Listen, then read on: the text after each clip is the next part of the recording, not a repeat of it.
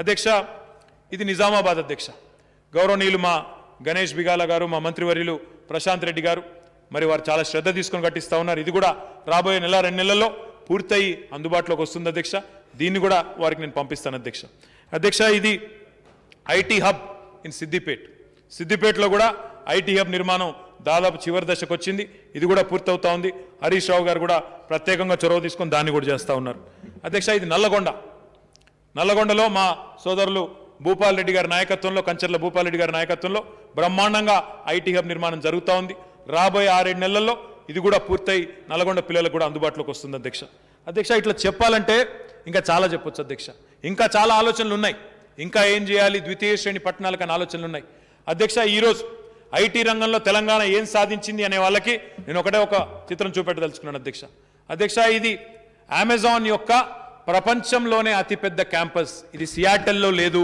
ఇది హైదరాబాద్లో ఉంది అమెజాన్ ప్రపంచంలోనే అతిపెద్ద క్యాంపస్ ఇది వచ్చింది 2016లో ఇట్లాంటి అద్భుతాలు తెలంగాణలో ఈరోజు గౌరవ ముఖ్యమంత్రి గారి నాయకత్వంలో సాధించుకున్నాం అధ్యక్ష అమెజాన్ యొక్క ప్రపంచంలో అతిపెద్ద క్యాంపస్ మాత్రమే కాదు Google Apple Facebook Uber Microsoft sales force service now Qualcomm micron ఇట్లాంటి ఎన్నో కంపెనీలు మెట్రానిక్ నోవార్టిస్ అన్ని కంపెనీల ప్రపంచంలో 2వ అతిపెద్ద కేంద్రం వారి కేంద్ర కార్యాలయం అవతల హైదరాబాద్లో తెలంగాణలో ఉన్నది అంటే ఇది మనం సాధించిన విజయం కాదా అని నేను అడుగుతా ఉన్నా తెలంగాణ ప్రభుత్వం వచ్చినాడు మన రాష్ట్రం నుంచి ఐటీ ఎగుమతులు ఆనాడు 57,000 కోట్ల అధ్యక్ష 2014-15లో 57,000 కోట్లు ఈరోజు తెలంగాణ ప్రభుత్వం వచ్చిన తర్వాత పోయిన జూన్లో 1,83,000 కోట్లకు 220% పురోగతి సాధించింది అంటే ఇది కేసీఆర్ గారి ప్రభుత్వ సమర్థత కాదా మధ్యలో 2 సంవత్సరాలు కోవిడ్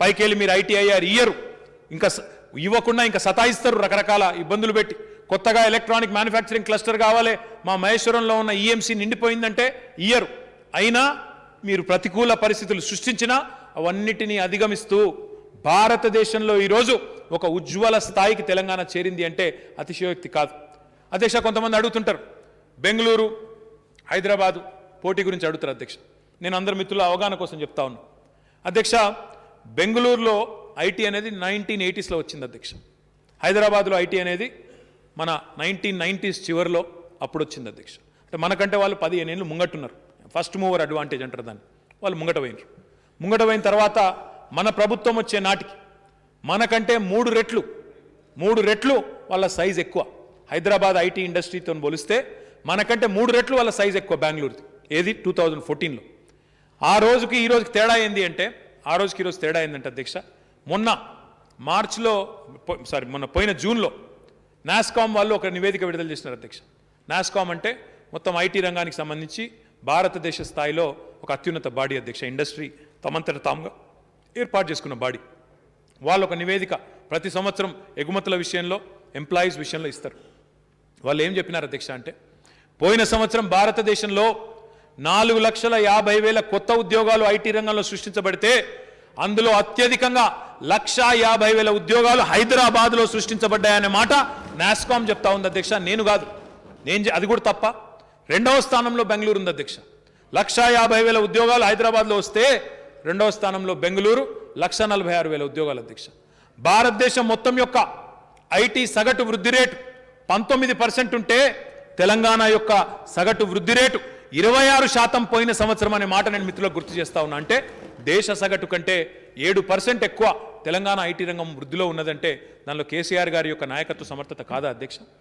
ఇక్కడ ప్రభుత్వం బాగుంటేనే ఇక్కడ ఇన్సెంటివ్స్ ఇస్తేనే ఇక్కడ శాంతి భద్రతలు బాగుంటేనే టాలెంట్ ఉన్న పిల్లలు ఉంటేనే వస్తారు తప్ప ఉత్తగానే వస్తారా అధ్యక్ష మేము పిలవంగానే ఉరుకుంటూ వచ్చేస్తారా కాబట్టి ఇవన్నీ గమనించకుండా ఎటుబడితే అటు మాట్లాడడం మంచిది కాదు ఇంకొక మాట చివరిగా ఐటీ రంగం విషయంలో అధ్యక్ష ప్రభుత్వం వచ్చినాడు తెలంగాణ రాష్ట్రం ఏర్పడ్డనాడు the total number of IT employees in the state of Telangana direct employees 3,23,000 sir 3,23,000 ఏది 2014 జూన్లో ఈరోజు అధ్యక్ష గర్వంగా చెప్తా ఉన్నా 8,70,000 మంది ఈరోజు తెలంగాణలో ఐటీ రంగంలో ప్రత్యక్షంగా ఉన్నారు అంటే 5,50,000 మంది కొత్తగా వచ్చినారు అధ్యక్ష ఇందులో ఈ 5,50,000 మందిలో తెలంగాణ పిల్లలు లేరా అధ్యక్ష అంటే ఎట్లా మాట్లాడతారంటే ఇక్కడ ఎవరు లేరు మన వాళ్ళు ఎవరు లేరు అంటే మాట్లాడతారు ఇది మంచిది కాదు అధ్యక్ష ఇంకా రావాలని కోరుకోవడం తప్పు కాదు I have just mentioned it, sir.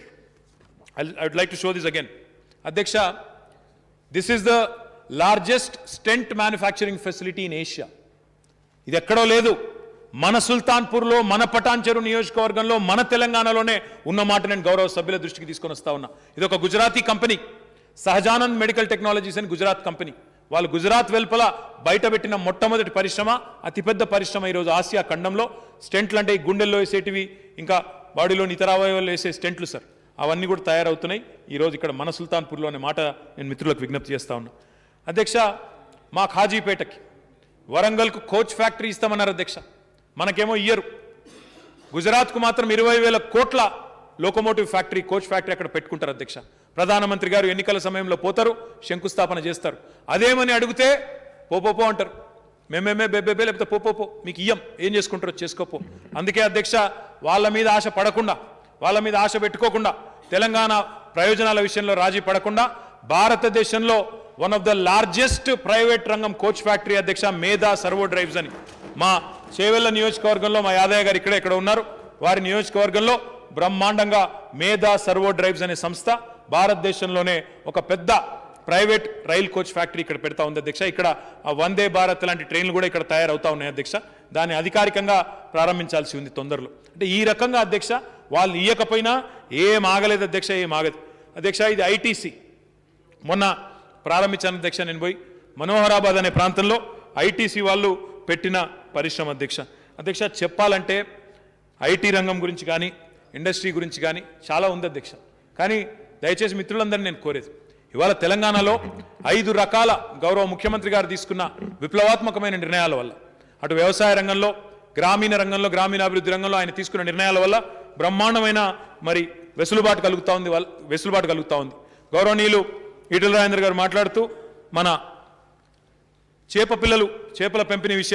చేపల పెంపకం కార్యక్రమం విషయంలో కానీ, సింగరేణి వాళ్ళు ఏదో ఎల్ఎండీలో ఏదో పెడుతున్నారు, సోలార్ ప్లాంట్ పెడుతున్నారు, ఫ్లోటింగ్ సోలార్ ప్లాంట్, దానివల్ల మత్స్యకారులకు నష్టం జరుగుతుందని చెప్పినారు అధ్యక్ష. ఒకటి నేను అడుగుతా ఉన్నా రాజేందర్ గారిని, ఈ సభలో ఉన్న మిత్రులందరినీ అడుగుతా ఉన్నా, తెలంగాణ ఈరోజు భారతదేశంలో నంబర్ 1 స్టేట్గా ఇన్లాండ్ ఫిషరీస్లో ఎదిగిన మాట వాస్తవం కాదా? గౌరవ ముఖ్యమంత్రి గారు తీసుకున్న నిర్ణయం వల్ల, చేప పిల్లలు ఉచితంగా పంపిణీ చేసే నిర్ణయం వల్ల, are we not the number 1 state in inland fisheries in India sir? నేను చెప్తున్న మాట కాదు, కేంద్ర ప్రభుత్వమే స్వయంగా చెప్తున్న మాట. బ్లూ రెవల్యూషన్, నీలి విప్లవం తెలంగాణలో సాకారమైన మాట వాస్తవం కాదా? ఈరోజు వేల కోట్ల రూపాయల పెట్టుబడి పెట్టడానికి, అక్వా హబ్లు ఏర్పాటు చేయడానికి ఈ రాష్ట్రంలో మా శ్రీనివాస్ యాదవ్ గారి నేతృత్వంలో అటు ఫిషరీస్ కానీ, యాన్యువల్ హస్బెండరీ డిపార్ట్మెంట్లో కానీ జరుగుతున్న కార్యక్రమాల వల్ల, గొర్రెల పెంపకం కార్యక్రమం వల్ల మాంస ఉత్పత్తి పెరగడం, జీవ సంపద పెరగడం, మరొక వైపు చేపల సంపద పెరగడం వాస్తవం కాదా? మత్స్యకారుల సంపద పెరిగింది వాస్తవం కాదా? 11,000 కోట్ల రూపాయలతో మరి బ్రహ్మాండంగా ఈ ఉత్పత్తులు పెరిగిన మాట వాస్తవం కాదా? ఇది ఎందుకు అడుగుతా ఉన్నా అధ్యక్ష అంటే, వాల్యూ అడిషన్ చేయాల్సింది ఇండస్ట్రీస్ డిపార్ట్మెంట్. ఒకసారి చేప పిల్లల పంపిణీ జరిగిన తర్వాత, అక్కడ మత్స్య సంపద పెరిగిన తర్వాత, జీవ సంపద పెరిగిన తర్వాత మీట్ ప్రాసెసింగ్ ఇండస్ట్రీ రావాలా, అదేవిధంగా ఫిష్ని ఎక్స్పోర్ట్ చేసే ఆక్వాకల్చర్ రావాలా, అవన్నీ కూడా ఈరోజు వస్తూ ఉన్నాయి అధ్యక్ష. కొత్తగా ఫుడ్ ప్రాసెసింగ్ సెక్టర్లో అద్భుతమైన అవకాశాలు వస్తూ ఉన్నాయి. ముఖ్యమంత్రి గారి నాయకత్వంలో కొత్తగా ఒక గ్రీన్ రెవల్యూషన్ వ్యవసాయ విస్తరణ వల్ల, కొత్తగా నీలి విప్లవం బ్లూ రెవల్యూషన్ వస్తూ ఉంది ఫిషరీస్లో వస్తున్న మార్పుల వల్ల, మరొక వైపు మాంస ఉత్పత్తిలో వస్తున్న రెవల్యూషన్ వల్ల పింక్ రెవల్యూషన్, దాంతోపాటు ఆయిల్ పామ్ రెవల్యూషన్ని ఎల్లో రెవల్యూషన్ అంటారు అధ్యక్ష, చివరగా వైట్ రెవల్యూషన్ అంటే పాల ఉత్పత్తి. ఈ 5 రకాల విప్లవాలు గ్రామీణ ప్రాంతాల్లో వస్తున్నమాట వాస్తవం కాదా? మీ ప్రధానమంత్రి గారు రైతుల ఆదాయం రెట్టింపు చేస్తా డైలాగులు కొట్టింది తప్ప చేయలే.